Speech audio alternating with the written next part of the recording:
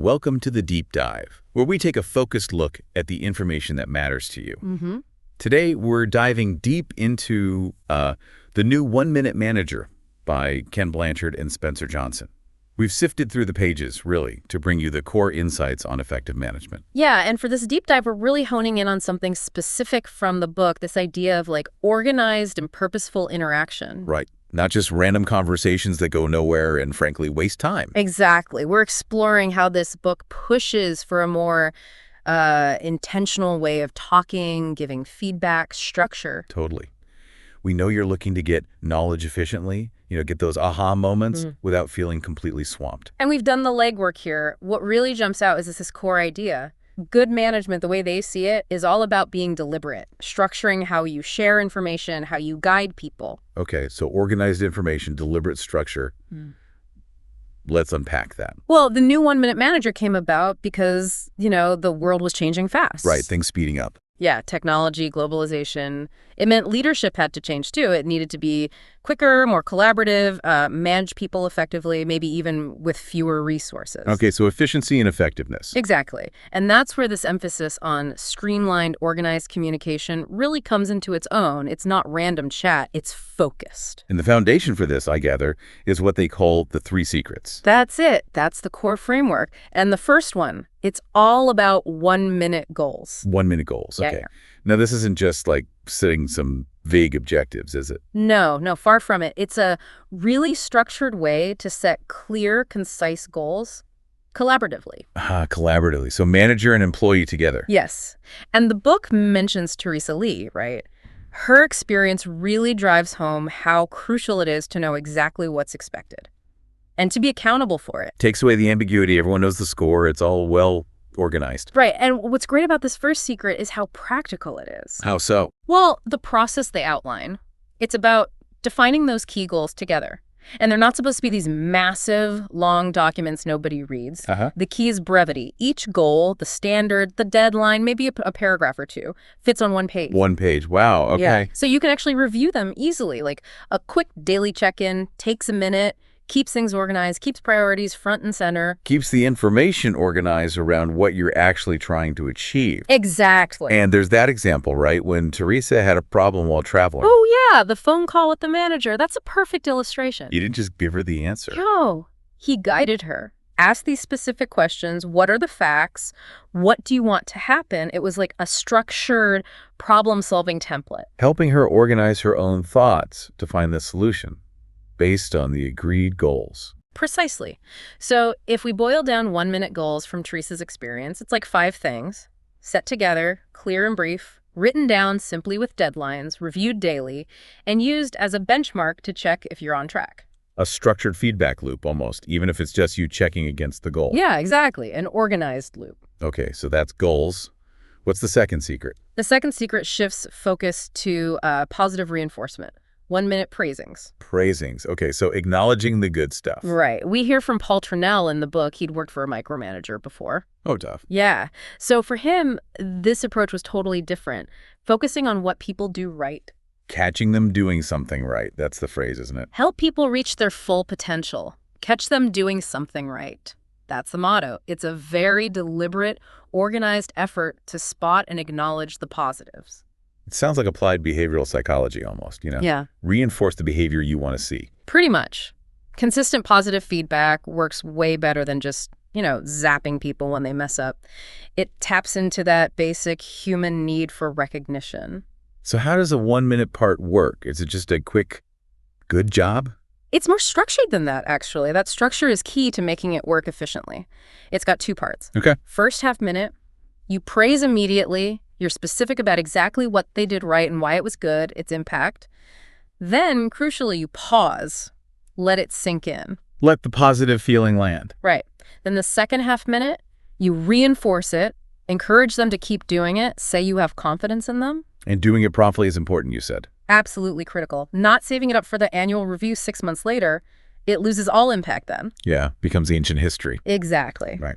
And Paul's story also highlights sincerity. It can't be fake. And consistency matters. It builds confidence, shows people clearly what good looks like. And the book mentions these praisings happen more often at the start, right, when someone's learning. Especially with new tasks. Then, as people get more experienced, more organized in their role, they start to internalize it, develop self-praising. Okay, so summarizing praisings. Prompt, specific, share feelings impact, pause, encourage more, express confidence, a structured way to boost morale. That's the essence of it, an organized way to build people up. Which naturally leads to what happens when things don't go right. Yeah. That must be the third secret. You got it. The third secret handles mistakes. It's called 1-minute redirects. Redirects. Interesting term. Yeah, it evolved. It used to be called the 1-minute reprimand, but redirect feels more collaborative, more about learning, more organized correction, maybe. Okay, so how does that work? John Levy's perspective is shared here, right? Yeah. As an experienced team member. Yes. And the structure, it kind of mirrors the praising, but obviously the focus is different. Again, 2 halves, very clear flow. Let's hear it. Okay, first half minute. Confirm the facts, make sure you both agree on what happened, then be very specific about the mistake, and share how you feel about it, the impact. Then, again, that pause. Let the feedback land, even if it's tough. Right. Let them process it. Then, the crucial second half minute, you shift gears. Reaffirm their value. Remind them they're better than that mistake. You believe in them. So you separate the behavior from the person's work. Absolutely key. Express confidence they won't repeat it. And then this is important. You state clearly that the redirect is over. Done. Move on. It creates psychological safety, allows for a growth mindset. Exactly. And the book stresses you got to make sure the goals were clear first. You can only redirect effectively if everyone knew what right looked like. Provides that organized framework. Right. No gotchas. No gotchases. And John's little story about teasing his manager if they forgot the reaffirming part. Yeah. It shows a kind of positive relationship this can build. It's not about fear. And that basketball coach example, tough on the mistake, then immediately nice reinforcing belief. Tough and nice. That's the combo. So the key elements for redirects: act fast, confirm facts, specific error, express feelings impact, pause, reaffirm their value, state confidence, then it's over. A structured way to correct without crushing someone. Okay, so goals, praisings, redirects. This whole structured, organized approach. Yeah. Why does it work so well, according to the book? Well, the manager character explains it, right? He admits the 1-minute thing is a bit symbolic. It's not literally always 60 seconds. No, but the point is these focused, organized interactions, they're efficient. They drive like 80% of the results you want. It's the Pareto principle applied to management interactions. So for you listening, think about that. How much time could you maybe save by being more focused, more organized in feedback and goals? Yeah, and I love the manager's screensaver message. What was it again? The best minute I spend is the one I invest in people. Ah, nice. Yeah. Really underscores the philosophy, developing people through these intentional interactions. Totally. And the bowling analogy he uses for goals, brilliant. Explain that one. Imagine trying to bowl, but there's a sheet over the pins. You can't see them. Or maybe your supervisor's behind the sheet, just yelling out how many you missed. Huh. Yeah, not very motivating or helpful. Right. You need clear, visible goals. You need to see the pins to have direction and motivation.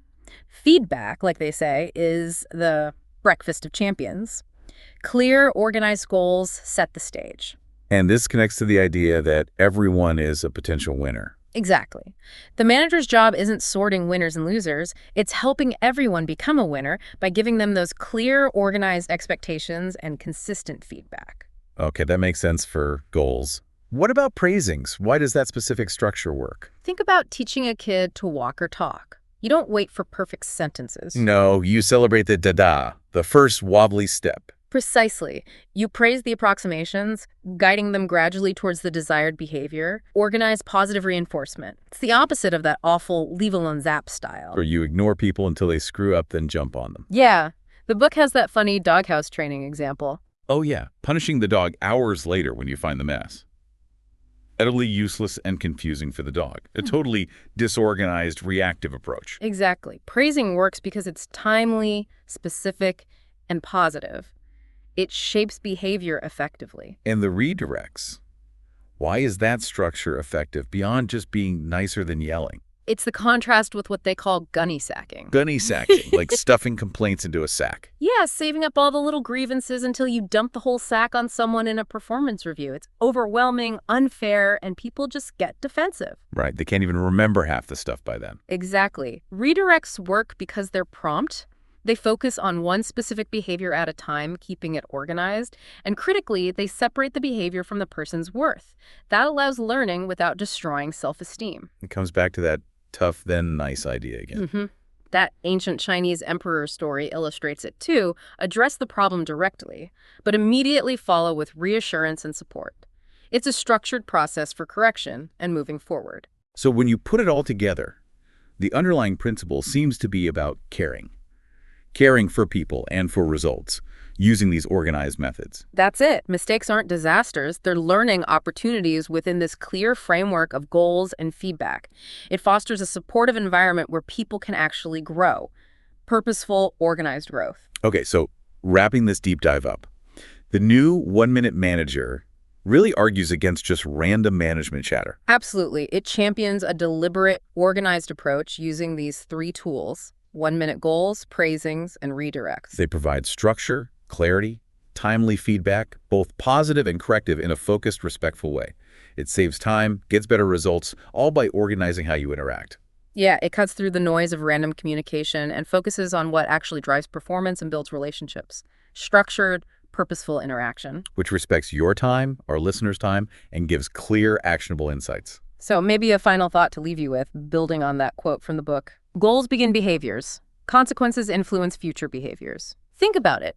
How could bringing even a little bit of this structured, intentional approach, this organized way of sharing information and giving feedback, change your interactions? Whether you're a manager, part of a team, even in personal projects. How can you be more purposeful, less random in your communication? Yeah, how can you make sure your interactions are organized around clear objectives, contributing to defined goals, and having the maximum positive impact?